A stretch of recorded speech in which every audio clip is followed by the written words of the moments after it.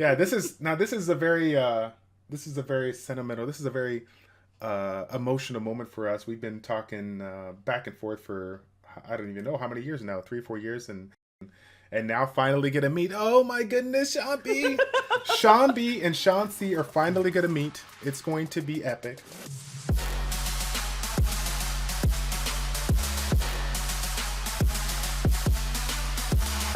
What's going on, everybody?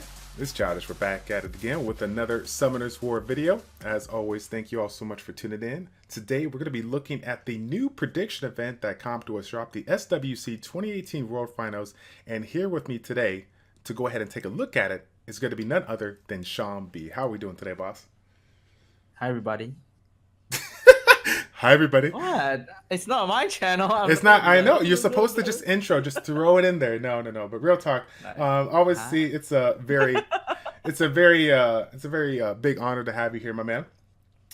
Super excited to connect with you. As you guys know, we have this new event going on where we're going to be able to take a look at the 8 players that are going to be competing at this specific event. So I brought along Sean B since he was one of the commentators for the Asia Pacific Cup. We're going to be talking about some of these players, getting inside his head and try to figure out who the best one is going to be to pick here. So we have the 8 players that are going to be going on here. I mean, obviously there's a ton of things to talk about when it comes to these players here, but let's just do an overall, before we get into anybody specific, let's talk about some quick criteria on, what are the things that you would tell the community as far as when it comes to prediction, like how would you go about ranking them.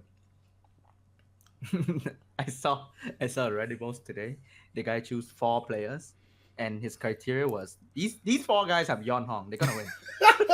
Yeah, and here's the crazy thing about it. And we've made the argument back and forth. I mean, RTA, it's about units and runes, but there's an emphasis on the unit aspect. I mean, we cannot deny that fact. But if we take a look at the America's Cup, right? Dreams Joseph came around, did not have all the super meta LD Nat 5s, very, very limited monster box, and he was able to get the job done, no problems here. So I guess, obviously, if we wanted to first start out, the easiest one to talk about it, is those unit factors. So in your opinion, just how much does specific units play a role into this? I think LD5 has uh, the most significant factor because they provide so much more utility and they are rare. So it belongs to you and it's your own strategy, and the opponent can just outpick your Molong. They cannot just outpick your Diana, because let's say you own Ragdoll and the opponent doesn't have it. They are either forced to ban Ragdoll or they have to deal with it, which is quite impossible to deal with. So I think LD5 has a very big role to play in this tournament.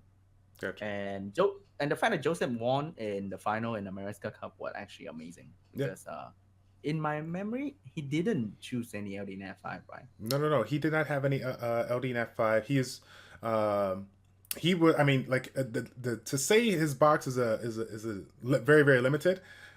It's an understatement. Like, I put him in that category with Faint Memory, working with the limit box, but maybe even a little bit more limited. I mean, that's how good he is. That's how Mm. well he performs. So, um, Mhm. so outside of the units, we already know the rune quality. The rune quality across the board for these players is obviously pretty strong.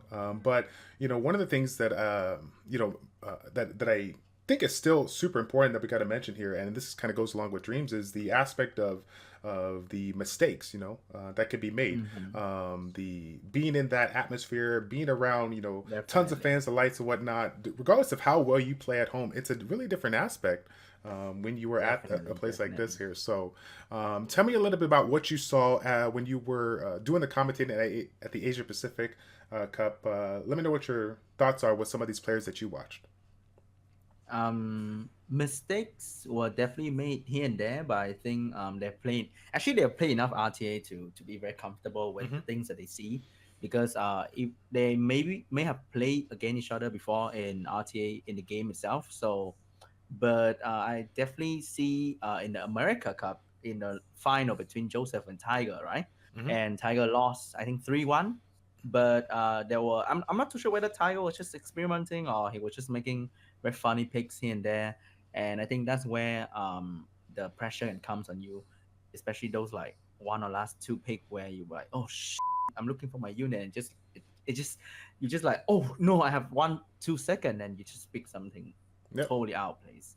Right, and actually, that goes back to 2017, the New York Regionals, where Tiger Dia was going up against an opponent that he actually, I believe it was pretty confident going into it, but he actually admitted on the interviews that, with one of the, composition, one of the rounds that he went up against, he actually kind of messed around a little bit. He did some testing. He wanted to see it because he just felt like even if he gambles with one, match, he could still come back and get it done. So when it comes to that style or that ability to kind of let loose and try different things, I think that he's going to have to take a page out of his book, out of the 2017 Tiger D book, and try to see if he can, focus on the specific units that have gotten him to where he is today. So I'm hoping that he doesn't mess around as much as I want to see something different. Okay. If one of these guys got the Sean B. Wooyoung busted out, I would love to see it. But if it doesn't happen, it's okay. I like to see him stick to what he does best here with his main unit. So I think another one of the criteria, and that this is nothing that we can ignore, is the aspect of RNG. I feel like some of the players in this lineup, regardless of how good they are, and they're all good players, there was some RNG that came into play that was just without a doubt you could not ignore. Let's give a shout out to DJP one time, the 1 HP King. For those that got a chance to see him in the Europe Cup, it was pretty crazy to say the least, those matches against Blue. But RNG, it's unavoidable, but it is what it is. Tell me about it, Sean.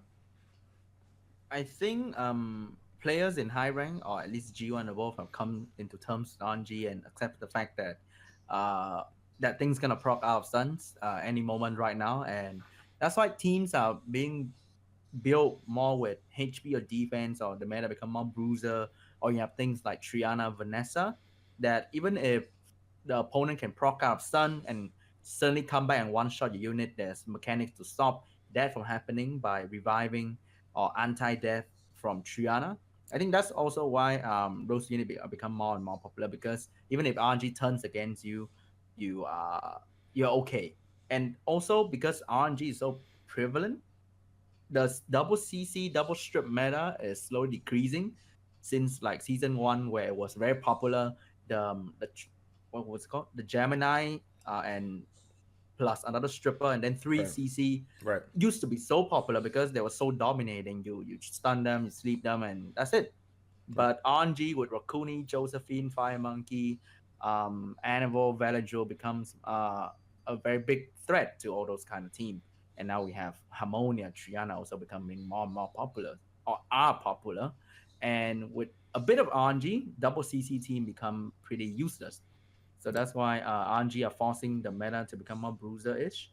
And people are making more safe picks with heal, revive, all that good stuff. So RNG changed meta, and it's definitely something that all these players accept. But I remember one particular match in Asia Cup with Llama where the enemy definitely had the upper hand. Mm-hmm. His entire team just proc out stun. Oh I'm man. like, oh, Vanessa proc out stun. Oh, Diana proc out stun. Oh, and Perna proc out Oh stun. man. Easy clap. Llama won. Easy game, easy game. So, and that's It's that. crazy. That kind of segue into the next topic, and this is something that the competitors all can relate to, and even you yourself. I mean, obviously you played a lot of RTA on stream. Shameless Mm-hmm. plug: twitch.tv/JohnB. Follow it, or I'm gonna Hulk out. If you, when it comes down to the RNG, we all have to deal with it. We all understand what it can do to us, but the tilt factor that it can bring our way, trying to figure out a way to keep yourself calm and collected throughout the match, because that anything could happen at that time. Expect the unexpected and see what you could do just to try to continue the fight without letting those random one proc or two procs get the best of you, Definitely. Yeah. And it is the fact that it is pure luck, no skill in terms of RNG or violent prop. It's just so tilting because you're not a better player. You're just lucky. I'm like, Right. Right. it hurts. Right, definitely. And so, taking a look at all of these lineups here, I want you to give us the final thought here. You've seen a lot of these competitors play, with regards to in this tournament or outside the tournament. What are you thinking about here? What do you think is going to be that first four that are going to be coming in? First one definitely is Big D for being legend in RTA this season. So very, very strong contender right there. Okay. Have to be Big D. Saw a lot of Llama matches, and the way he played, the way that he's so calm all the damn time, like just emotion. It's like four. and make very smart picks and bans. It's just crazy. Definitely Llama is next on the list. Matsu, I'm not too sure. He was actually, I felt like he was the underdog in the Asia tournament, but he came up second. Mm-hmm. But I had to say he had a good picks here and there, but unit wise, I think Llama just take over. Okay. Freedom, I'm not too sure as well. Performance was a bit shaky here and there. He makes picks like a very YOLO team in the middle Mm-hmm. and not enough protection, and he lost. So I'm not too sure as well. Joseph definitely has the confidence as well as the Yeah. strategy going, being the underdog and just wow everybody, right? So I Mm-hmm. definitely go with Joseph, they're the crowd favorite. I was gonna say if you didn't pick Joseph, I'm gonna get mad because you know I gotta go Joseph, man. Team Joseph all the way.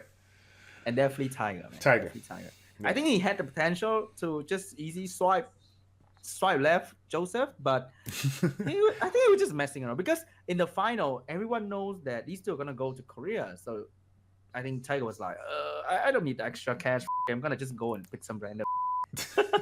Jeez, he can make it. He's a pretty good player, obviously. So, all right. So we got the semifinalist predictions complete. Even though the application is not working, or maybe I'm just failing at this or whatnot, we have the 4 semifinalists that we're taking a look at here. Out of these 4, who are you thinking they're going to be going on to the finals? I met Lama before, so I gotta go with my man Lama. We share a meal, we share a drink together. We touch each other a little bit here and there. Whoa. So I gotta go with Lama. Okay. And I don't know. I think I'll go with Joseph. Okay. You gotta support the underdog.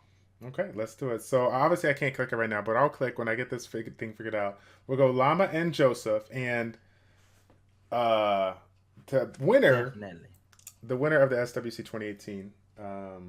As good as Llama is, I have to write it out. I have to write it out with Dreams, so that if it does happen, the best it would be the best story ever in the history of This ain't Disney, bro. yeah, this is Disney, like okay? I'm gonna make it Disney right now. What's the matter with you, okay? I need an emotional moment. Like if Dreams Joseph wins, okay, I'm gonna be crying for him because there's just too much stuff going on. Like that's how crazy it would be.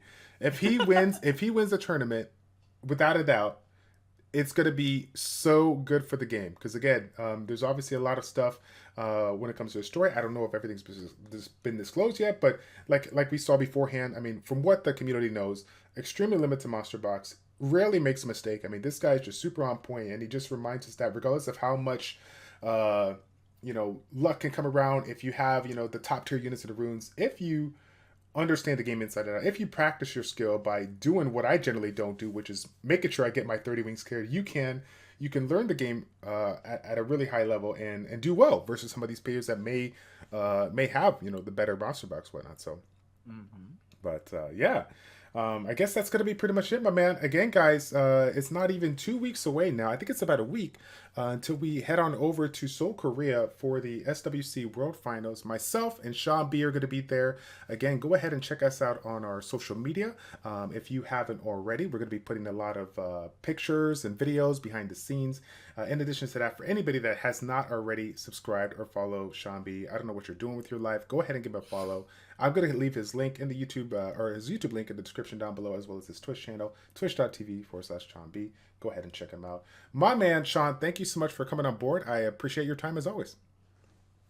No problem, boss. All right. So that's going to be it, guys. Thank you all so much for tuning in. It's your boy Childish and Sean B with ChildishPlays checking out. Take care, and we will see you all in the next one. I'm out.